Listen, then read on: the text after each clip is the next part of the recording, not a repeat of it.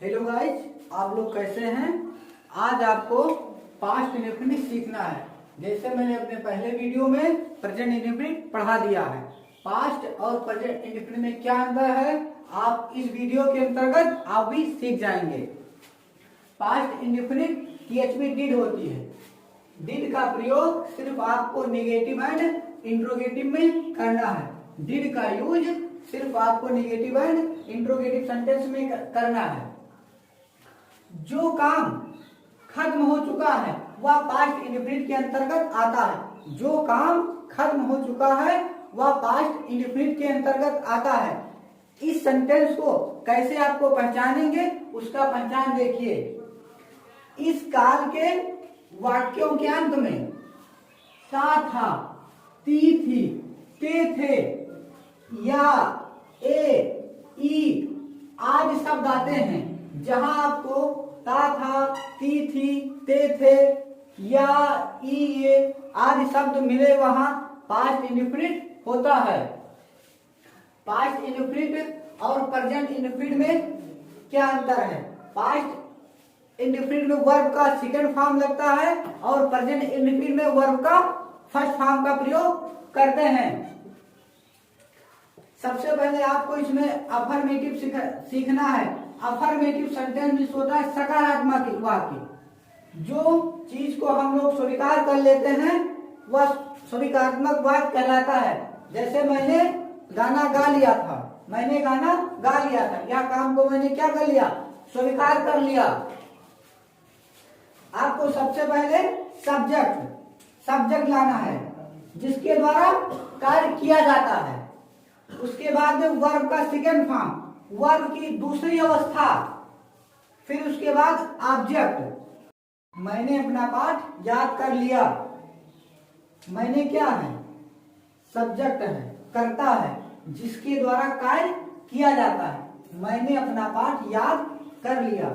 याद कर लिया क्या है, वर्ब है, और जितना भी इसका बचा हुआ क्या है, ऑब्जेक्ट है।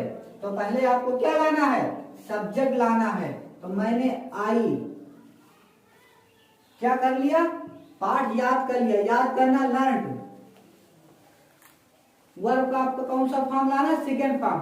क्या याद कर लिया, अपना पाठ, माई लेसन। जैसे आपको मैंने बताया है, आई के साथ माई लगता है, ही के साथ हिज लगता है, दे के साथ दियर लगता है, यू के साथ योर लगता है। अपना की अंग्रेजी सबका अलग अलग होता है। उसने एक गाना गाया, उसने पुरुष है, क्या लेगा, ही लेगा। ही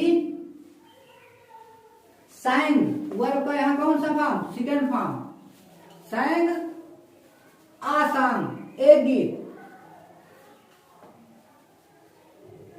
मैंने कल एक पत्र लिखा, मैंने कल एक पत्र लिखा। मैंने क्या है, सब्जेक्ट है, लिखना क्या है, वर्ब है, और क्या लिखा, एक पत्र। एक पत्र क्या है, ऑब्जेक्ट है। तो सबसे पहले आपको क्या लाना है, सब्जेक्ट लाना है। आई लिखना, राइट होता है, राइट का सेकंड फॉर्म रोट होता है, जो मैंने वर्ब के चैप्टर में आपको बताया है।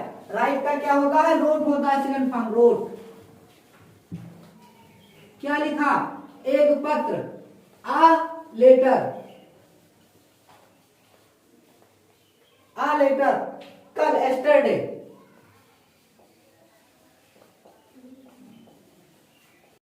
वह अपना काम पूरा करता था। वह क्या है, सब्जेक्ट है जिसके द्वारा काम किया जाता है। पूरा करता, पूरा करना क्या है, वर्ब है। और साथ हमारा क्या, पहचान बताता, क्या बताता है, पहचान बताता कि हम पास्ट इंडेफिनिट के हैं। ठीक, अपना काम ऑब्जेक्ट है, क्या है, ऑब्जेक्ट है। पूरा करना वर्ब है। ही पूरा करना, कंप्लीट, इसका वर्ब का सेकंड फॉर्म लाएगा, कंप्लीटेड हो जाएगा। अपना काम, वहां के साथ अपना अंग्रेजी हिज होगा, हिज वर्क।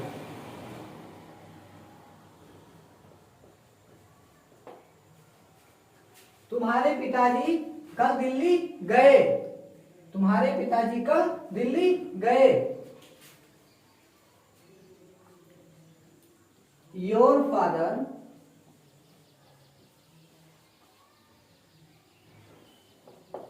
कहाँ गए? दिल्ली गए।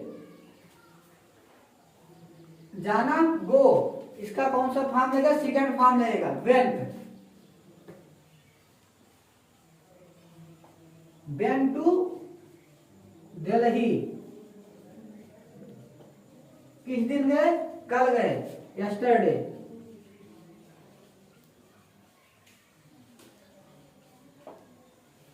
वह स्कूल आती थी, वह स्कूल आती थी। वह सब्जेक्ट है जिसके द्वारा काम किया गया, स्कूल।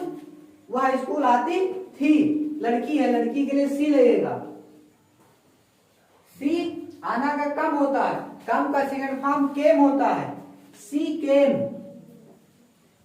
कहाँ आती थी? स्कूल आती थी। सी केम टू स्कूल।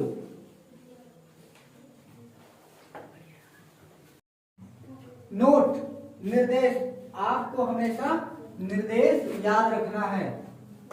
सामान्यतः एक वाक्य में डू डज या डिड का प्रयोग हेल्पिंग वर्ब के रूप में अफर्मेटिव वाक्य में नहीं होता है। डू डज एवं डिड का प्रयोग अफर्मेटिव सेंटेंस में नहीं होता है। लेकिन अगर मेन वर्ब मुख्य क्रिया पर, मेन वर्ब मुख्य क्रिया पर जोर डालना हो या जोड़ दिया हो तो हम डू डज का प्रयोग, तब हम डू डज का प्रयोग मेन वर्ब के पहले करते हैं। जब मेन वर्ब पर जोर दिया हो तो डू डज और डिड का प्रयोग हम मेन वर्ब के पहले करते हैं।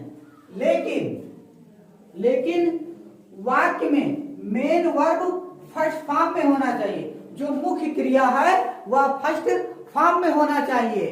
बच्चों, आपको यह सेक्शन पसंद आया हो तो लाइक और सब्सक्राइब जरूर करें।